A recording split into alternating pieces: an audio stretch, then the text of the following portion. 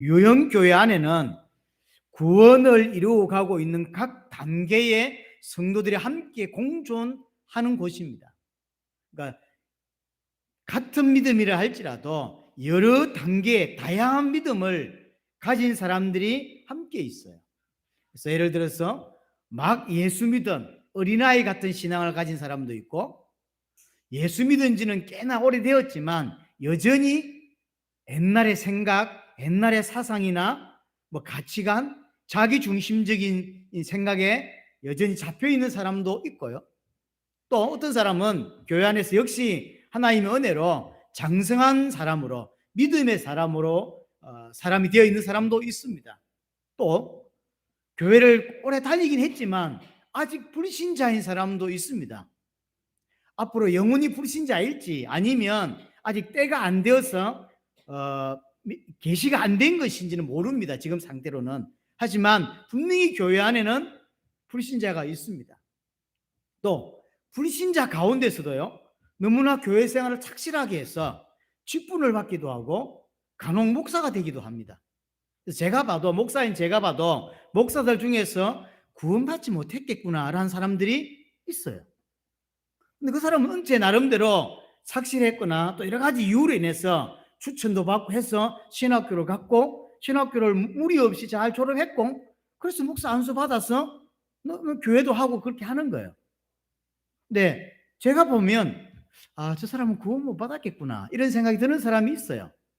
그런 사람이 있다니까요. 교회 안에 직분자인데 중직자고 이런 사람들인데 구원 못 받은 사람도 있는 거예요. 이런 다양한 사람들이 모여 있는 곳이 교회입니다. 그러니 유형교회는, 이제 우리가 생각하는 이런 교회는 얼마나 문제가 많고 불완전하겠냐는 거예요. 사람들이 교회가 왜 그래라고 하지만 뜯어보면 그럴 수밖에 없어요. 본질적으로 불완전한 사람들이 모였고, 너무나 다양한 계층의 나이로부터 시작해서 학벌로 시작해서 다양한 믿음의 사람들, 이제 막 출발해서 이제 정말로 장성한 사람까지, 그 안에 불신자까지 섞여서 그렇게 살고 있다고요.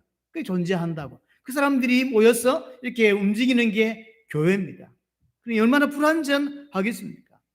근데 하나님이 왜 이런 불완전한 교회를 세우셨냐는 거예요. 하나님이 세우셨거든요. 이 반석 위에 내 교회를 세우겠다고 예수님이 말씀하셨고, 그래서 주는 그리스도시요 살아계신 하나님의 아들이십니다라고는 그 중요한 믿음, 그 고백 위에 세워진 것이 교회이거든요. 그렇지만 교회는 불완전한 거예요. 왜 하나님이 그런 불완전한 교회를 세우셨는가? 좀 차분하게 생각을 해보면 이런 교회가 필요한가? 이 불완전한 교회가 정말로 필요한가?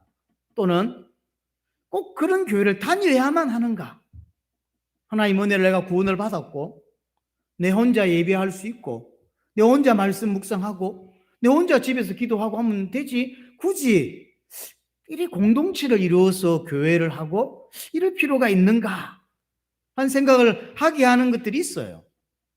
왜냐하면 교회에 와서 유익을 얻기보다 상처만 받고 가는 사람들이 분명히 있거든요.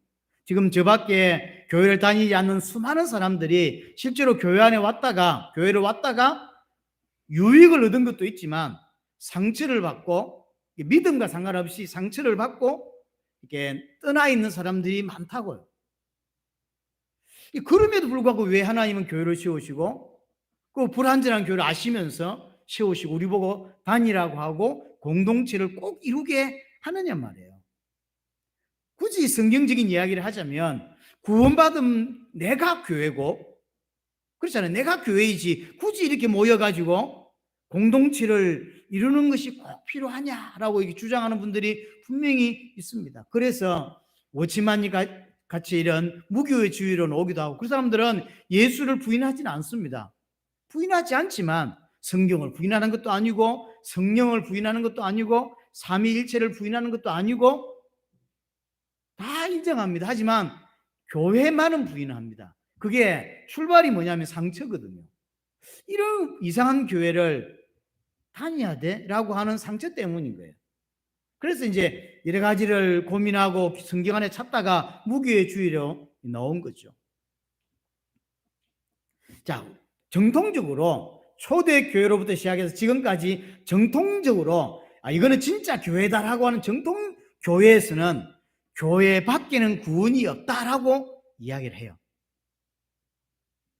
그러면 저 밖에 교회를 올 수 없는 어떤 사람이 예수를 믿으면 구원받지 못한다라는 말인가? 그 말은 아니에요. 그 말은 아니지만 그만큼 교회 공동체가 중요하다라는 거예요. 그래서 감리교 신학자 어떤 분이 교회 밖에도 구원이 있다라고 해가지고 난리를 친 적이 있죠. 여기서 교회 밖에는 구원이 있다라고 하는 의미는 예수 안 믿고도 구원받을 수 있다라고 하는 의미인 거예요. 그래서 정통교회에서는 교회 밖에 구원이 없다라고 말하는 것입니다. 그래서 반드시 구원받은 자는 교회 안에 있어야 되고 교회 공동체 안에 함께 있어야 된다고 하는 것을 강조하는 개념이에요. 또 성경과 특별히 성경 안에 예수님은요 뭐라고 이야기하냐면 내가 두세 사람이 내 이름으로 두세 사람이 모인 곳에 내가 너와 함께 하겠다라고 했죠. 내가 예수 믿는데 내 혼자 있으면 하나님이 함께 안 하시겠단 말입니까? 예수님이 분명하게 두세 사람, 이 교회죠.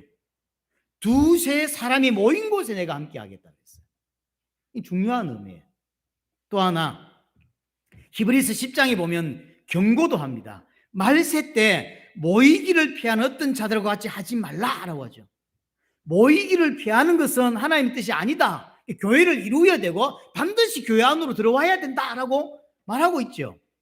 그래서 말세 때 분명히 그런 이상한 애들이 나올 건데 그렇게 되지 마라 라고 경고해 주고 있어요. 이런 걸 볼 때 교회는 굉장히 중요하고요. 반드시 교회 안으로 들어와서 공동체로 모여야 돼요. 그게 하나님의 뜻인 게 분명합니다. 초대교회를 굳이 예를 들자면 그 엄청난 핍박 속에서도 교회로 왔고 뭐라고 되어 있냐면 날마다 마음을 같이하여 모이기를 힘썼다라고 했죠. 모이기를 힘 안 쓰면 못 오게 되어 있어요. 지금도 마찬가지예요. 초대교회는 모이면 잘못하면 걸리면 죽기도 했습니다. 그렇죠? 그래서 힘쓰지 않으면 교회 가는 게 어려워요. 지금도 마찬가지입니다. 지금은 자유롭다고 하지만 지금도 힘써야 돼요. 힘쓰지 않으면 교회 공동체 안으로 못 옵니다. 예배하는 대로 못 들어옵니다. 힘써야 됩니다. 예나 지금이나 신앙은 하나님의 은혜가 필요하고 우리가 그 마음을 가지고 힘쓰지 않으면 애쓰지 않으면 올바른 신앙으로 가기가 어려워요. 힘썼다라고 이야기하고요. 또 사도들을 통해서 분명히 하나님이 교회를 세우는 것이지만 사도들을 통해서 불완전한 교회를 지역 곳곳마다 계속 교회를 세우게 하셨습니다. 만약에 교회가 필요 없다면 내가 교회가 맞고 내가 예수 믿어서 구원받는 게 맞지만 그래서 교회가 필요 없다 이렇게 한다면 교회를 세울 필요가 없죠. 주님이 세울 필요도 없고 하나님이 사도들을 통해서 곳곳마다 교회를 세울 필요가 없었던 거예요. 반드시 교회는 필요한 거예요. 자, 우리는 그 답을 오늘 반드시 찾아내야 됩니다. 자, 그러면 궁극적으로 하나님이 하시는 일이 뭐냐 하는 거죠. 하나님이 많은 것들을 하십니다. 하나님이 하시는 아주 본질적인 아주 궁극적인 일이 뭐냐라고 할 때 그런 많은 이야기를 할 수 있어요. 하지만 딱 한 단어로 이야기하자면 하나님의 영광을 드러내는 일이에요. 자, 왜 인간을 만들었다고 이야기하죠? 이사야 43장 7절에 보면 인간을 창조한 목적을 이렇게 설명합니다. 내 영광을 위하여 창조했다. 그럼 그 인간이 어떻게 영광을 돌리는지는 잘 모르겠어요. 하지만 분명히 인간을 창조한 목적은 하나님의 영광을 위하여 창조했대요. 그래서 이사야 43장 21절에도 나를 찬송하게 되어 있다라고 되어 있어요. 자, 그래서 어떻게 영광을 돌릴 것이냐는 다음에 이야기하기로 하고 하나님이 인간을 만드신 목적은 분명합니다. 하나님의 영광을 위한 거예요. 하나님의 영광을 드러내기 위한 것이죠. 오랫동안 천주교에 있다가 이제 우리가 개신교로 빠져나왔죠. 빠져나오고 나서 올바른 신앙을 확립하기 위해서 정말로 오랫동안 신학자들과 성경학자들이 고민하고 이제 신앙에 대한 것들을 정립해 가기 시작합니다. 그러면서 나온 것이 여러분 잘 아는 대요리 문답, 소요리 문답이라는 게 있죠. 웨스트민스터 신앙 고백서 뭐 이런 것들이 있습니다.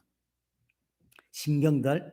그게 소요리 문답 1문이 뭐냐면 인간의 제일 되는 목적이 무엇이냐라는 거예요.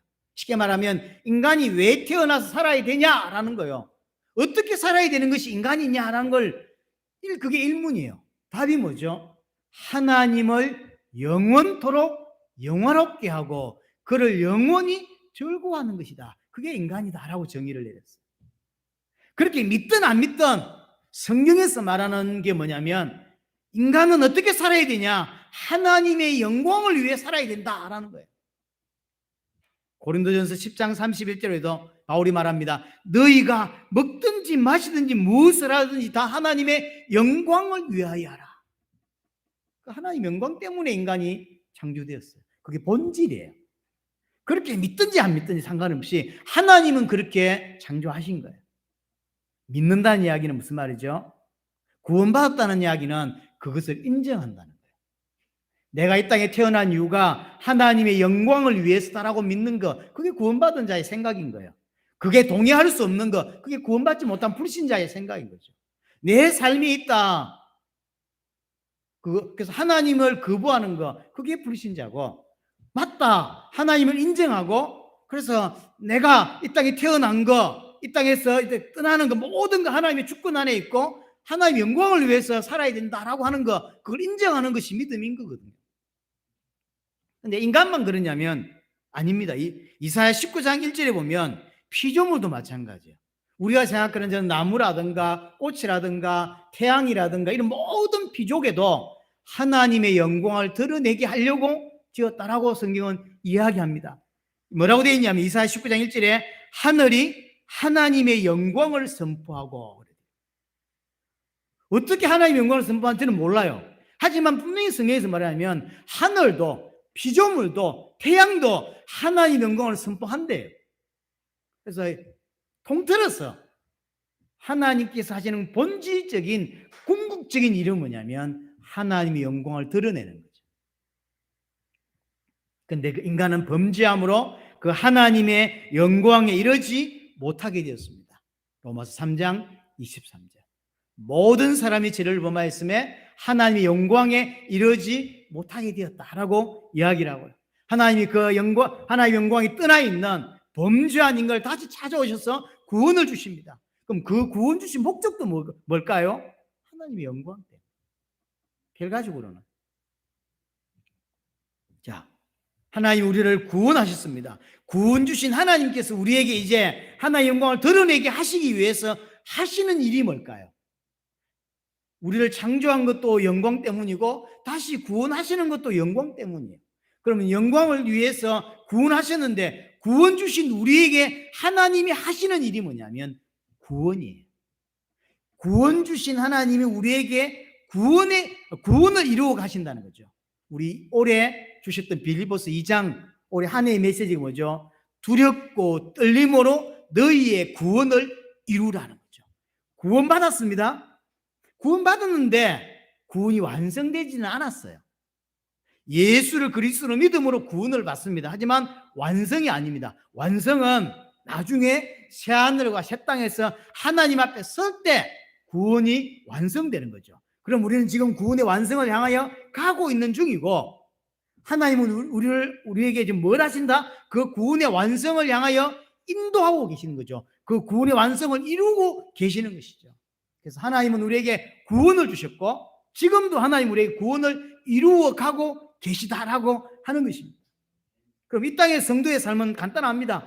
구원을 이루어 가는 삶이에요. 지금 어떤 모습이 구원과 전혀 상관없어 보이지만 하나님은 구원을 이루어 가는 가정이에요. 자식 결혼이 뭐 구원하고 관계 있나요? 근데 그게 하나님은 구원을 이루는 가정 속에 있는 거예요. 내가 직장 다니는 게 무슨 구원하고 관계가 있나요? 하지만 하나님은 그 직장 가정을 통하여 구원을 이루어 가기를 원하시는 거죠. 하나님은 지금도 우리에게 어떤 일을 행하시냐면 구원을 이루어 가고 있다고 하는 사실이죠. 자, 그러면 완성된 구원이 이루어졌다라고 하는 완성된 구원이 뭘까요?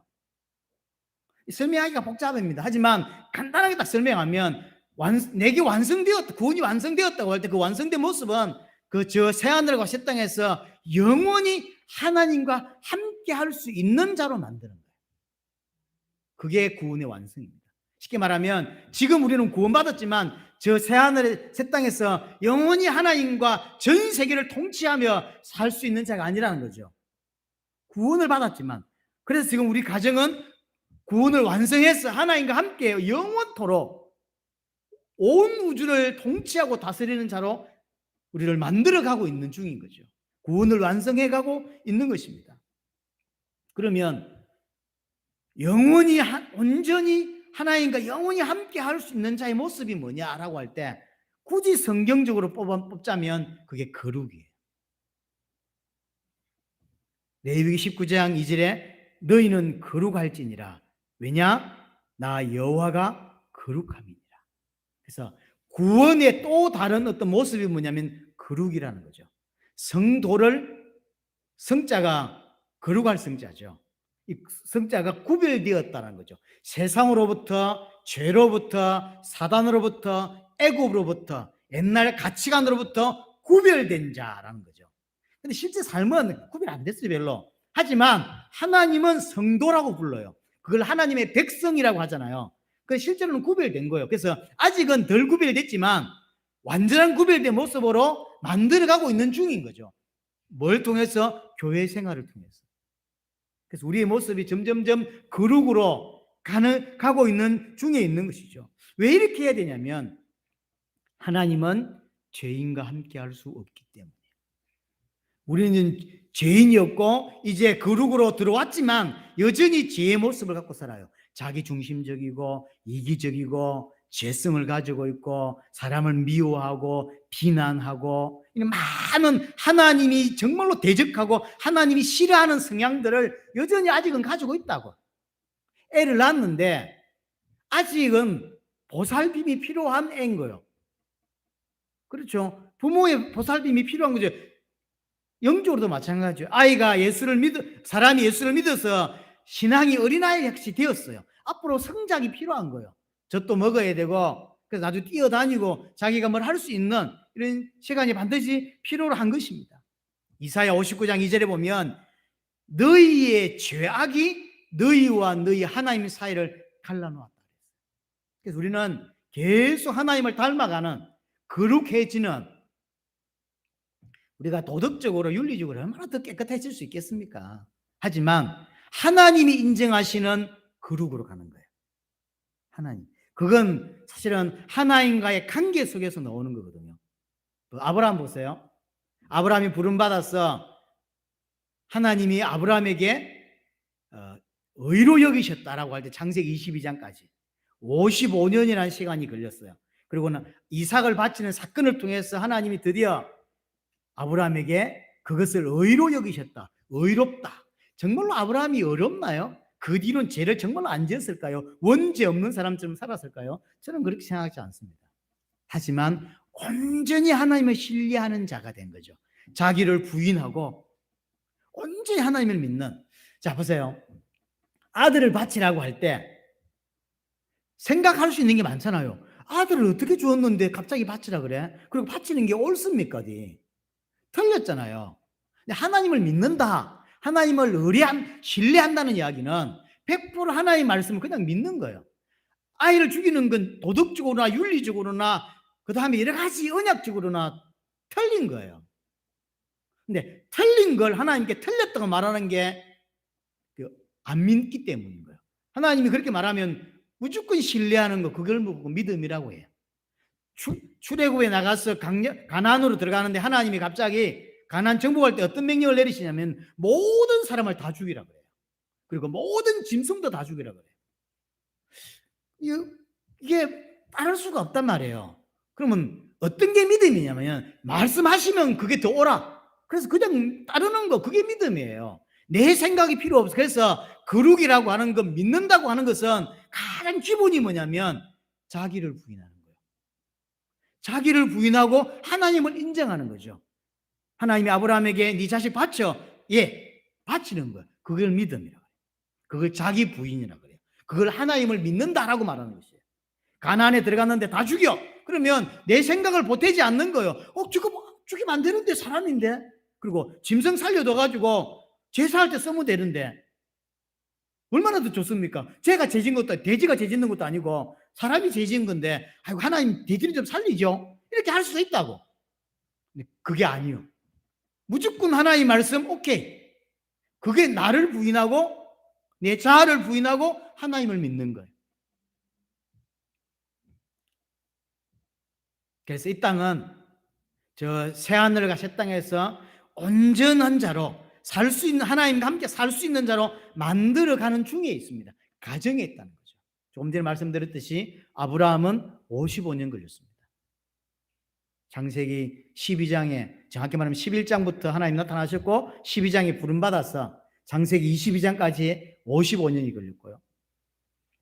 야곱은 제가 정확히 기억이 안 나는데 77입니까? 그때 아버지 밑에서 형 때문에 도망쳐서 삼촌 집에 가서 이제 언제 제대로 믿음 들었는지 성경에 분별하기는 쉽지 않습니다. 하지만 대충 잡아도 50년 넘어요. 야곱도 50년 가까운 세월 동안 계속 거쳤죠. 하나님이 온전한 거룩한 하나님의 백성으로, 아들로 좀 양육해가고 있는 것입니다. 다른 말로 이 구원을 완성해 가는데, 이 구원의 모습은 거룩이라 그랬고, 이 거룩을 다른 말로 성장 이렇게 표현하고요. 장성한 자, 의로운 자, 하나님을 닮아가는 자, 건물을 통해서 설명할 때는 지어져 가는 자, 이렇게 표현하잖아요. 이게 다 같은 말이에요. 그래서 어떤 부분에 구약했던 부분은 거룩이라고 말하고, 또 신약에서 사도들이 너희는 거룩해라는 표현을 쓰거든요. 그래서 거룩이란 말이 다른 말이 아니라 하나님을 닮아가고요, 신앙이 성장하고요, 장성한 자가 되고, 오늘 우리 본문에서는 장성했다라고 이야기를 하죠. 이 장성했다 하는 거예요. 같은 말입니다. 그래서 그럼 이 장성했다, 성장했다, 성숙한 신앙인이 되었다라고 하는 것은 한마디로 내 자신을 부인하고 하나님을 신뢰하는 것, 그거예요. 철저하게. 이게 장성한 자예요. 그래서 이기주의적인 사람, 자기밖에 모르는 사람, 자기 중심적인 사람은 어린아이입니다. 그래서 신앙의 거룩의 또는 성숙의 모습이 뭐냐면 자신을 부인하는 거예요. 그리고 하나님을 인정하고 하나님을 신뢰하고 그 앞에 순종하는 것입니다. 왜 이게 필요하냐면 구원받았지만 여전히 옛날의 생각, 옛날의 가치관, 옛날 것으로 살아가고 있기 때문이에요. 출애굽에 나온 이스라엘 백성이 왜 강야 40년을 살아야 되냐? 그 강야를 뭐라고 표현하죠? 교회라고 표현해요. 강야교회. 그걸 통과해서 옛 자아를 뽑아내고 옛 습성을 뽑아내고 자기 중심적인 거, 이런 걸 다, 재성을 다 뽑아내어서 하나님을 신뢰하는 자로 만들어서 가나안으로 들어가게 되는 거예요. 이것이 우리의 신앙의 모습으로 보여주고 있는 거죠. 히브리서 5장 우리가 옛날에 본 적이 있죠. 히브리서 5장 12절부터 보시면 너희가 이미 가르쳐야 될 사람인데 아직도 듣기에 둔하고 말씀에 초보이고 아직도 가르침을 받고 있다라고 지적한 적이 있어요. 히브리서 누가 썼는지는 잘 모르겠는데, 그러니까 이게 교회 한 달 다니고 1년 다닌 사람에게 한 말이 아니에요. 교회를 오랫동안 다녔어. 뭐라고 표현하고 있냐면 너희가 이제는 다른 사람을 가르칠 위치에 서야 되는데 아직도 가르치지도 못하고 모범이 되지 못하고 아직도 말씀의 초보, 신앙의 초보에 머물러 있다는 거예요. 아주 강하게 이야기를 했어요. 그런 사람 있죠. 교회 안에 30년 교회 다니는데 아직도 어린아이예요. 아직도 어린아이. 자기 중심적이고 죄성이 부끄부끄 튀어나오고. 뭐가 필요하냐? 성장이 필요합니다. 모든 구원받은 사람은 계속 성장이 필요한 거예요. 그래서 40년 강야를 돌린 것입니다. 하나님을 온전히 신뢰하지 못합니다. 강야 생활. 그래서 40년을 돌리고 있는 거죠. 하나님을 온전히 신뢰하지 못하기 때문에 나를 의지하고 나를 믿고 나 중심으로 사는 거예요. 하나님을 100% 의지하는 자는 하나님을 의지하고 살게 되어 있죠.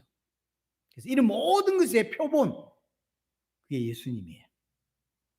예수님의 모습은 온전히 자신을 부인하고 온전히 하나님께만 순종하고 그렇죠. 하나님께만 인정하고, 그리고 자신을 부인하고, 그리고 자신을 죽이는 그 사람들을 위하여 자신의 몸을 내어주는, 그게 자기 부인이죠. 이게 예수님, 이게 거룩의 모습입니다. 이게 성장의 모습이고, 이것이 신앙의 성숙의 모습이고, 장성한 자의 모습이고, 우리의 장성한 성숙한 거룩의 모습은 예수님이에요. 예수님. 예수님이 성전에 들어와서 막 욕을 하고 막 엎었잖아요. 그러니까 단순히 거룩이라고 하는 것, 성숙이라는 것은 욕을 안 한다, 내지는 뭐 언제든 천사처럼 웃고 다닌다, 이런 게 아니란 말이에요. 우리는 그럴 수 없어요. 그게 거룩도 아니에요. 독사의 새끼들하고 하잖아요. 욕도 하잖아요. 그런 걸 우리는 아주 도덕적으로, 아주 윤리적으로 깨끗한 거, 그런 걸 거룩이라고 하지 않습니다. 하나님을 닮아가는 것, 자기를 부인하는 삶, 온전히 나를 부인하고 온전히 예수님처럼 하나님만 인정하고 하나님 앞에서만 순종하는 자, 그게 거룩이고 그게 성숙이에요. 우리 앞으로 영원히 모델로 삼아야 돼. 이게 거룩의 표본입니다. 우리가 나아가야 될 표본입니다. 자, 이것을 두고 성숙한 신앙, 거룩한 신앙, 장성한 자의 어떤 신앙을 두고 허락하신 게 교회라고 하는 것입니다. 자, 오늘 1절부터 3절에 보시면, 주 안에 갇힌 내가 너희를 권하는데 너희가 부르심을 받은 일에 합당하게 행하라. 너희가 부르심을 받았대요. 스스로 구원받은 것이 아닙니다. 하나님이 부르셨대요. 부르시고 3절에 보면 평안에 매는 줄로 성령이 하나 되게 하신 것을 힘써 지키라. 하나님이 우리를 주 안에서 부르셨고 하나 되게 부르셨다라고 이야기를 하죠. 그래서 그 부르심이 합당하게 행하라. 지금부터 그 합당하게 행하기 위해서 교회 생활이 필요한 거예요. 그리고 성령이 하나 되게 하신 것을 힘써 지키라 라고 이야기를 합니다. 분명히 개인 구원이 맞습니다. 부모의 신앙 때문에 내가 구원받지는 않습니다. 교회의 신앙이 내 신앙은 아닙니다. 분명히 개인 신앙이 맞습니다. 하지만 반드시 공동체를 통해서 주의 몸된 교회가 세워져 가는 거예요. 나도 올바르게 만들어져 가고 이 교회도 올바르게 만들어져 가는 거예요. 이런 모든 가정이 구원을 이루어가고 있는 가정이라고 하는 사실입니다. 그래서 이것을 에베소서 2장 마지막 부분에 어떻게 설명했냐면 21절 보세요. 그의 안에서 건물마다 서로 연결하여 주 안에서 성전이 되어가고, 라고 마지막 22절에 성령 안에서 하나님이 거하실 처소가 되기 위하여 그리스도 예수 안에서 함께 지어져 가느니라. 자, 건물마다, 그러니까 벽돌이 연결이 되고, 그래서 성전으로 이렇게 만들어져 간다라고 이야기되어 있고, 이것은 하나님이 거하실 처소고, 그래서 함께 지어져 간다라고 표현하고 있어요. 함께 지어져 간다. 이게 교회의 모습입니다. 쉽게 말하면 다양한 벽돌이나 건물의 재료들, 돌들이 있겠죠. 옛날 생각해보세요. 2000년 전 생각해보세요. 건물을 짓는데 다양한 벽돌과 돌과 뭐 이런 것들이 있습니다. 이런 것들로 건물을 지어 나가는 것이 교회다라고 하는 거예요. 이 벽돌 하나하나는 다 교회입니다. 개인인 거죠. 이 벽돌이 모여서 이제 건물로 완성되어 가는 겁니다. 그래서 혼자서는 안 되는 거예요. 혼자서는 아무 의미가 없어요. 벽돌도 맞고 구원받는 게 맞았어요. 하지만 지금 건물을 짓고 있는 거예요. 온전한 교회를. 그래서 혼자는 안 됩니다. 하나님이 부르신 많은 다양한 재료들과 함께 뒤섞여서 하나의 건물을 만들어져 가고 있는 거, 지어져 가고 있는 것입니다. 그래서 건물 짓는 자가 이제 건물을 짓습니다. 바닥을 깔고, 그래서 기둥을 세우고, 그다음에 이제 뭐 이해하기 쉽자면 벽돌을 쌓는다 생각해보세요. 벽돌을 이렇게 쭉 이렇게 쌓는데 이렇게 이제 쌓고, 그다음에 조금 다르게 쌓고 하죠. 근데 마지막 이제 코너 쪽은 이게 크기가 안 맞잖아요. 그러면 어떻게 하죠? 그걸 이제 정을 가지고 잘라내죠. 잘라내는 거죠. 그래서 아기가 맞을 수 있도록 잘라내고 깎아내고 그렇게 합니다. 우리 한국 속담에 모난 돌 정 맞는단 말이 있죠. 이게 딱 교회에 해당되는 말이에요. 자기는 너무 잘생겼어요. 너무 멋져요. 그 멋진 걸로서는 안 됩니다. 하나의 교회를 이루어 가야 되는데 그 멋진 돌이 중간에 턱 끼어 있으면 건물이 안 되져요. 그래서 건물 짓는 자가 정을 가지고 다 깨내는 거예요. 그 건물에 딱 맞게. 그리고 그 건물이 이 재료들을 보고 어떤 재료를 바닥에 깔 건지 어떤 재료를 1층에 쌓을 것인지는 건물 짓는 자가 가장 좋게 그렇게 계산하는 거죠. 그래서 올리는 거예요. 재료를 보고. 그래서 올리는 중에 코너에 안 맞아. 그리고 못 놨어. 못 씁니다. 그들은 못 씁니다. 건물은 못 짓습니다. 그래서 정을 가지고 깎아내는 거예요. 지금 하나님 우리의 모난 부분을 깎아내고 있는 중인 거예요. 그러려면 교회가 필요해요. 자기 혼자 앉아서 예배드리고 자기 혼자서 기도하고 자기 혼자서 헌금해갖고는 전혀 몰라요. 내가 어떤 뭐를 모난 부분이 가고 있는지, 어떤 잘못된 믿음을 가지고 있는지, 어떤 잘못된 신앙을 가지고 있는지 지 혼자서는 모른다. 지 혼자서는 할렐루야지 뭐. 그래서 교회 와서 건물을 지으니까 아는 거예요. 이게 튀는 놈, 그 다음에 모난 놈, 큰 놈, 작은 놈, 이걸 이제 건물 짓는 자가 하나님인 거죠. 건물 짓는 자가 정을 가지고 다 큰 건 좀 깨고 모난 건 좀 깨고 해서 맞춰가는 거예요. 그래서 하나의 건물로 이렇게 만들어 가고 있는 것입니다. 다 모여야 이게 되는 거예요. 절대 혼자서는 안 됩니다. 그래서 성숙한 신앙은 반드시 교회 생활을 통해서 만들어져요. 그래서 예배 생활, 함께 식사하는 거, 어떤 프로젝트를 두고 함께 뛰는 거, 고민하는 거, 그 다음에 교제, 이게 굉장히 다 중요해요. 여러분들 오실 때는 교회 와서 커피 한 잔 마시고 이런 것들이 안 중요해 보이죠? 근데 그렇지 않습니다. 이게 굉장히 중요해요. 그래서 교제가 중요해요. 함께 예배 드릴 뿐만 아니라 예배만 딱 드리고 집에 가는 사람 있잖아요. 절대로 신앙 성장하지 않습니다. 함께 부딪힐 때 못한 것이 발견되고 끼워지고 정을 맞아서 바꾸어진다고요. 근데 그런 걸 안 한다고. 딱 예배만 드리고 예배만 딱 보고 가버리거든요.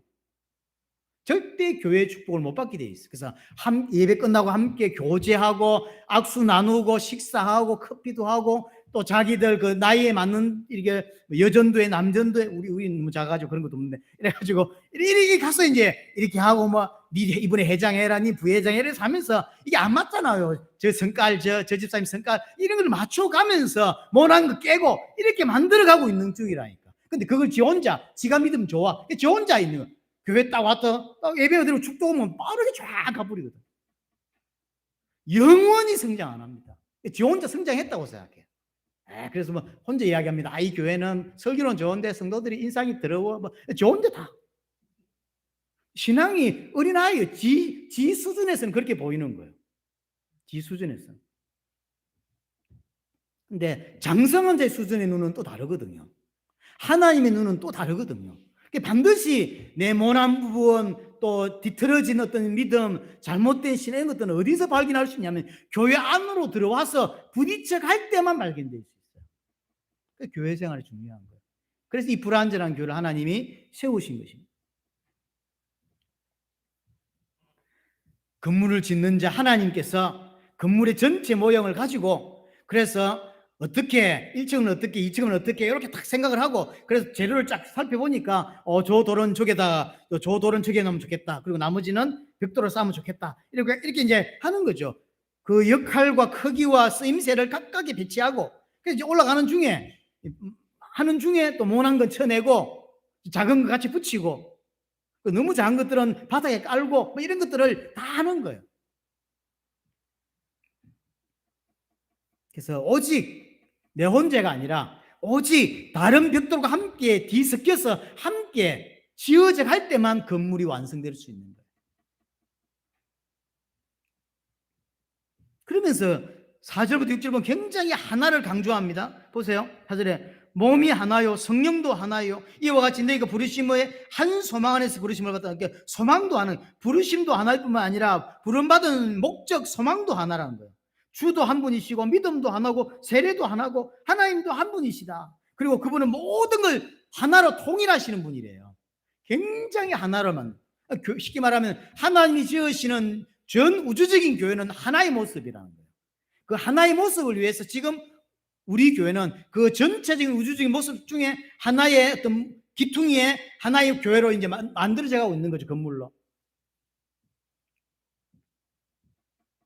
그래서 성장할수록 믿음이 성장할수록 예수님을 닮아갈수록 하나가 됩니다. 믿음이 없을수록 하나가 안 됩니다. 그렇죠? 연약할수록 어린아이일수록 자기 목소리를 내고 자기 색깔을 내고 그렇게 해요.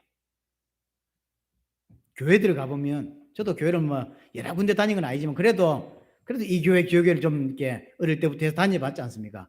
언제든지 싸움 딱이 있어요. 이유가 있겠구나 이런 생각도 들고요. 하나의 하나, 수많은 벽돌과 재료들을 통해서 하나의 건물로 완성됩니다.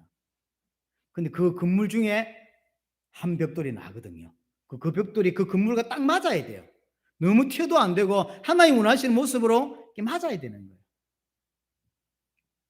그래서 예수님이 기도를 한번 보세요. 요한복음 17장 22절에 보면 예수님께서 어떤 기도를 하시냐면 아버지와 내가 하나인 것처럼 저들도 하나가 되게 하옵소서. 마치 성부 하나님과 성자 하나님이 하나인 것처럼 성도들도 그렇게 하나가 되도록. 하나가 되었다는 이야기는 그만큼 성숙해졌다는 거예요. 자기를 부인할 줄 안다는 거예요. 자기를 부인하지 못하면 어떻게 하나 돼요? 고집 없는 사람이 어디 있습니까? 그렇죠? 다 고집이 있습니다. 우리 장로님도 고집이 있습니다. 한 성깔 합니다. 저라고 고집이 없을까요? 안 그래요? 사람 다 고집이 있습니다. 다 입 열려 있어서 하고 싶은 말이 있어요. 하지만 전체를 보고 전체가 어떻게 움직이는 걸 보고 해야 될 말, 안 해야 될 말 찾는 거예요. 그래서 안 하는 것이지. 그래서 믿음이 성장할수록 자기를 부인합니다. 내 스타일은 아니요. 하지만 부인하고 전체를 이롭게 하고. 하나님이 그러시는, 하나님이 전체 그림을 가지고 우리를 지금 조각조각 만들어서 건물로 지어가고 있는 것이죠.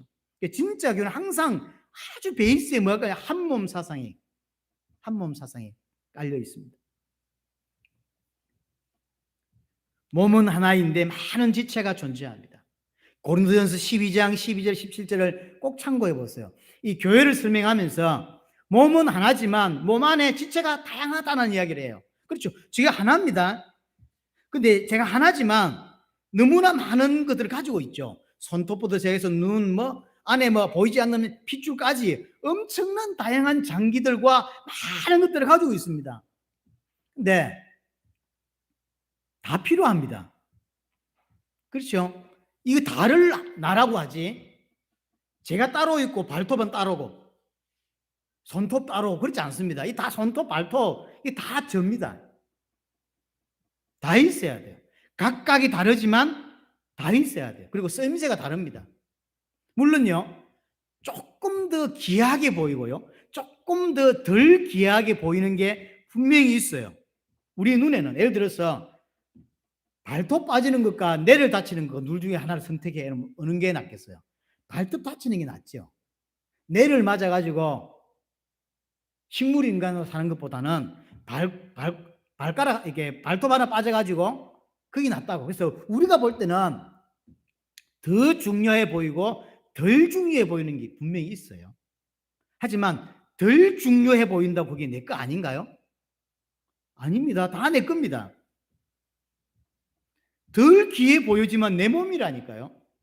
덜 귀해 보인다고 잘라냅니까?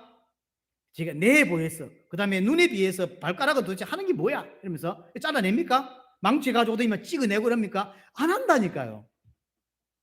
안 한다고. 없으면 안 돼요. 그리고 그 없어 보이는 그 발가락 하나, 그것도 새끼 발가락 하나에 다치면 온몸이 아픕니다. 신경이 쓰이고.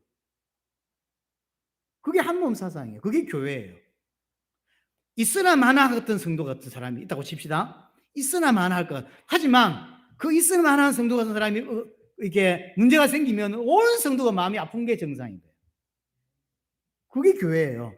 그렇죠. 그 발가락에 이렇게 발톱 하나가 빠졌어. 제가 다쳤어. 그러면요, 짤뚝거리고 다니죠. 이게 몸은 안 다쳤습니다. 그런데 몸이요, 자꾸 짤뚝거려요, 이렇게 막. 왜 그러냐면, 저기 다쳤다고 온 몸이 덜 귀해 보인다고 함부로 대하지 않습니다. 그렇죠? 덜 귀해 보인다고 함부로 하고 찍어내고 잘라내고 그렇게 하지 않습니다. 오히려 다치면 보호하고 그렇게 하죠. 연약할수록 신경 쓰고. 그걸 어디서 배워야 되냐면 교회에서 배우는 거예요. 지 잘난 거 알겠어. 하지만 교회 안으로 들어와서, 공동체 안으로 들어와서 그걸 배우는 거예요. 한몸 사상. 그렇죠? 누구나 자기 혼자 있을 때는 잘났습니다. 하지만 교회 안에 들어와서는 그걸 배우는 거예요. 분명히 교회에서 역할하는 사람 중에 조금 더 많은 역할을 하고 조금 더 쓰임새가 더 좋게 보이는 사람이 분명히 있어요. 그건 부인할 수 없어요. 하지만 그렇지 않은 사람도 몸입니다. 그걸 가르치는 거예요. 그러니까 우리는 그 성장을 해가는 과정 중에 있다 보니까요, 좀 덜 중요해 보이는 사람 보면 비난하기도 하고 무시하기도 하고 그렇게 볼 때가 있다. 왜냐하면 우리가 아직도 온전한 성장이 아니다 보니까 하나님은 그걸 어디서 바꾸냐면 교회에서 바꾸는 거예요. 그래서 반드시 교회 생활을 해야 돼요. 그리고 교회 생활 한단 말은 예배만 드리고 집에 간다는 의미가 아니에요. 반드시 교제하고 밥도 먹고 이렇게 하는 거예요. 그 어떤 프로젝트가 생기면 어떤 뭐 이번에 뭐 교회에서 뭐 행사를 하면 다 같이 참여해서 막 손 돕고 그렇게 하는 거예요. 네가 그 잘하니까 그 퀸주스 하세요. 이렇게 하지 말고 다 같이 나서는 거죠. 어떤 사람 물도 오고 어떤 사람 뭐 의자 놓고 다 하는 거예요. 그런 걸 배우는 거예요. 배워야 돼요. 혼자 가만히 나는 못해. 그러지 말고 해야 돼요. 그게 교회에서 하나님 요구하시는 거예요. 그걸 배워가고 서로 섬겨가고. 이 문제가 왜 나오냐? 이거 고린도전서 아까 말했던 그 12장 이야기가 왜 한 몸이니 뭐 이런 이야기 왜 나왔냐면 고린도 교회 은사 문제 때문에 나왔어요. 은사를 받았는데 은사 받은 자가 은사 받지 못한 사람을 공격하고 무시하고 비난한 일이 벌어졌단 말이에요. 그래서 바울이 이야기하는 겁니다. 네가 한 몸인지도 모르고 사랑이 없으면 천사의 말을 할지라도 울리는 꽹과리와 같다. 그게 무슨 의미가 있냐는 거예요. 은사는 그렇게 중요해? 그게 뭐가 대단해? 사랑이 없는데, 한 몸인 줄도 모르는데, 교회인 줄도 모르는데, 네가 만약 산을 옮길 만한 믿음이 있어도 사랑이 없으면 아무것도 아니다. 혹시 네 몸을 불사르게 다른 사람을 위해서 내어준다 할지라도 사랑이 없다면 아무것도 없다, 아무 소용없다라고 바울은 이야기하는 거예요. 뭘 모르는 거죠? 이 사람들이 이렇게 한 몸이라는 걸 모르는 거예요. 한 교회라는 걸 모르는 거예요. 은사를 왜 줬는데요? 자랑하라고? 아니죠. 다른 사람 섬기라고. 다른 사람 섬기라고. 남들보다 조금 더 부지런합니까? 은사입니다. 남들로 밥을 좀 더 잘합니까? 은사입니다. 남들보다 계산을 좀 더 잘하십니까? 은사입니다. 남들보다 운동을 잘합니까? 은사입니다. 혹시 MBTI E 성향이십니까? 은사예요. 그래서 사람 섬기고 분위기, 저는 분위기를 깔아앉히는 스타일이거든요. 분위기 바뀌는데 제가 가서 강의하면 쫙 깔아앉습니다. 근데 이 성향이 필요해요. 쫙. 난 이해 안 되는 게 파주교회입니다. 대부분 이 성향이에요. 근데 쫙 깔아앉. 내가 가서 그런가? 하여튼 그게 은사예요. 그래서 분위기를 띄우고 교회가 북적북적하게 그렇게 하는 거. 그게 은사이다. 왜 주었다고? 왜 주었어요? 세우라고. 다른 사람 섬기라고. 남들보다 노래 잘해. 교회에서 찬양하고 남들 앞에서 자꾸 이렇게 띄워서 교회가 교회로 만들어져 갈 수 있도록 그렇게 섬기라고. 지 잘났다고 말하지 말고 섬기라고 주신 거예요. 근데 지금 고린도 교회가 도리어 은사를 가지고 죄를 짓고 있는 거예요. 말도 안 되는 일이죠. 이 일이 벌어지는 거죠. 예수님이 피값을 내고 산 형제인데 우리는 아직도 연약하기 때문에 형제를 바라보는 눈이 약한 거예요. 예수님의 눈으로 세상을 보고 예수님을 볼 수 있어야 됩니다. 이런 것들은 전부 공동체 안에서 드러나니까. 그래서 여러분들에게 상처가 될 수도 있어요. 공동체를 드러나야 돼요. 드러나서 그 다음에 자기가 깨닫게 되는 거예요. 혼자 예배할 때는 절대로 모릅니다. 하나님이 성도의 성장을 위해서, 거룩을 위해서 만들어주신 게 그래서 교회입니다. 그래서 하나님은 교회를 통해서 구원을 이루어 가시는 것입니다. 교회 안에 들어와 보니까 내가 너무 연약한 것도 깨닫게 되고, 이 연약한 나를 하나님이 구원하셨단 말이야. 그래서 하나님 은혜도 깨닫게 되고요.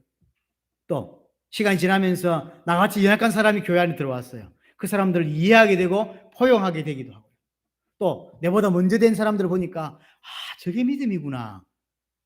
그래서 믿음을 배우기도 하고요. 나도 저렇게 살고 싶다. 이렇게 되기도 하고. 교회 안에서 다양한 것을 볼 수 있는 기회를 하나님 제공해 주시는 거예요. 나의 연약한 부분, 모난 부분도 하나님 깨닫게 해주시고. 그래서 이런 나를, 내가 개차방 같은 나를 하나님이 정말로 은혜를 주셨구나 깨닫게 되고, 그런 연약한 사람들이 교회 안에 들어와, 그럼 그런 사람들 보면서 이해해주고, 다른 사람들은 모릅니다. 그런 거 이해해주고, 그러면서 앞서간 사람들 보면서 저렇게 살고 싶다 깨닫게 되고. 그래서 이렇게 된다면 교회만큼 신앙을 성숙하게 만드는 좋은 시스템은 없어요. 그래서 하나님이 세우신 이 교회가 가장 신앙의 성장을 만드는 가장 좋은 시스템이에요. 근데 보통은 반대로 가는 경우가 많죠. 왜냐하면 교회가 뭔지를 모르니까. 자기 눈에는 너무 아무것도 아니게 보이죠. 그러니까 비난하고. 자기 믿음에서 볼 때는 아닌 것처럼 보이고. 교회가 뭔지 모르고, 한 몸이 뭔지 모르고, 하나님이 지금 교회를 어떻게 만들어가는지를 모르니까. 하나님은 필요해서 교회를 세우셨어요. 필요하지 않는데 세운 게 아닙니다. 우리의 성숙을 위해서 주신 선물이 교회라고 하는 사실. 그래서 우리가 연약해 보이지 이렇게 몇 사람 안 앉아 있지만 이게 선물이에요. 교회는 선물입니다. 그래서 나의 연약함도 그렇고 나 중심적인 이런 죄성들을 어디에서 발견할 수 있냐면 교회에서 발견할 수 있다. 그래서 오늘 3절에 하나됨을 위해 힘쓰라고 하는 거예요. 힘써야 됩니다. 왜냐? 나 중심적이라니까요. 내 계획적이에요. 그래서 우리는 힘써야 돼요. 그래서 오늘 2절에 필수적인 이야기를 하잖아요. 모든 겸손과 온유로 하고 오래 참음으로 사랑 가운데 서로 용납하고 평안에 매는 줄로, 이게 필수입니다. 그래서 교회 안에서 이런 것들을 가지고 하나 되어 가는 것입니다. 우리는 예수님의 그 온전한 사랑을 배우고 닮아가는 것이 반드시 필요합니다. 예수님은 우리를 살리시기 위해서 십자가에 죽으셨죠. 예수님이 이제 십자가 지시기 전에 요한복음 13장에 보시면 내가 새 계명을 준다라고 이야기하면서 서로 사랑해라. 내가 너희를 사랑한 것 같이 서로 사랑해라. 그럼 다 끝난다는 거예요. 13장 35절에 너희가 서로 사랑하면 이로써 내 제자인 줄 알게 될 것이다. 진짜 제자는 그래서 사랑한다는 거예요. 하나님의 시선으로 제자를 보고 사람을 보거든요. 그래서 정말로 사랑하고 하나 됐다는 이야기는 그만큼 성숙했다는 이야기고 그만큼 주님을 닮아간다는 이야기인 거예요. 반대로 하나 되지 못하는 거 튄다는 이야기는 자기 것을 자꾸 주장한다는 이야기는 그만큼 신앙이 약하다는 이야기예요. 요한일서 3장 16절에 이런 이야기를 합니다. 예수님이 우리를 위하여 목숨을 버리셨듯이 우리도 형제들을 위해 목숨을 버리는 것이 마땅하다. 요한이라는 사람이 쓴 겁니다. 그래서 예수님이 우리 위해서 죽지 않냐? 너희도, 자기 제자들을 보고 하는 소리예요. 너희도 다른 사람 위해서 죽으라 라고 말해요. 그게 믿음이다. 우리가 이렇게까지 갈 수 있겠습니까? 하지만 이걸 생각해야 돼요. 내가 어느 정도 와 있는지를 생각하세요. 절대 못할 것 같다. 어린아이입니다, 아직. 근데 생각으로는 할 수 있을 것 같아. 나도 우리 교회를 위해서 어떤 중요한 일이 생겼을 때 내 목숨을 드릴 수 있을 것 같아. 약간 생각으로만.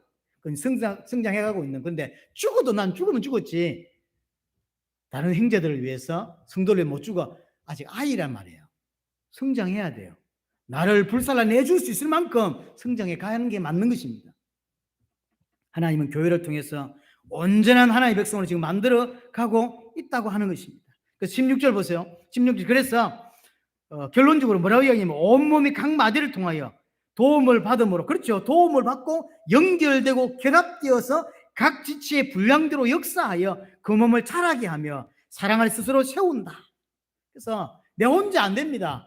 여러 벽돌이 이렇게 겹쳐지고 연결되고 결합되어져서 각 지체의 분량대로 하나님 역사하셔서 온전한 교회를 만들어 간다는 거예요. 그러기 위해서 11절에 직분과 은사를 주셨다 그러죠.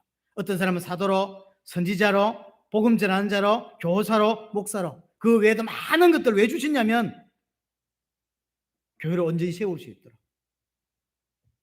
내가 감당할 일이 분명히 있습니다. 잘 보세요. 여러분들 교회에서 내가 감당할 나의 몫이 반드시 있다니까요. 또 우리 교회는 세계복음 앞에서 내가 감당할 나의 몫이 분명히 있습니다. 그리고 12절에 성도를 온전하게 하며 그리스도의 몸을 세우기 위해서 그렇게 하는 거다라고 하죠.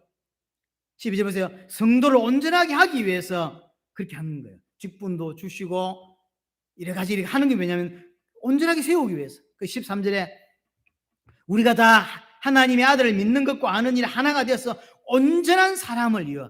사실은 어렵죠. 온전한 사람을 한다는 거. 하지만 하나님 보실 때 온전한 거예요. 하나님 보실 때 온전한 사람을 이루어서 장성한 분량까지 가야 된다라고 하는 거죠. 그러려면 반드시 그쳐야 되는 게 뭐죠? 온 성도가 하나님의 아들을 믿는 것과 아는 일에 하나가 돼야 돼요. 그래서 교회가 정말로 정확하게 복음을 듣고 정말로 하나님을 더 알아가고 또 믿는 것이 하나가 될 때 장성하게 가는 것이고요. 그럴 때 14절에 말한 대로 보세요. 우리가 이제부터 어린아이가 되지 아니한다. 그래서 어린아이 신앙에 머물지 않고 성장할 수 있는 것이고, 이런 사람은 흔들리지 않는다는 거죠. 유혹받지 않는다고 했죠. 유혹받지, 흔들리지 않는, 여러 가지 세상에 유혹받지 않고 자기 중심적으로 살지 않는 거죠. 그래서 15절에 오직 사랑 안에 참된 것을 하여 범사의 그에까지 자랄지라. 그의 머리는 곧 그리스도라. 그렇게 이야기하고 있습니다. 하나님은 우리에게 성장할 수 있도록 교회라고 하는 선물을 주셨고요. 이 교회를 통해서 그리스도의 몸으로 세워져 가고 있는 것입니다. 이번 주간도 이 교회의 축복을 받게 되기를 바랍니다.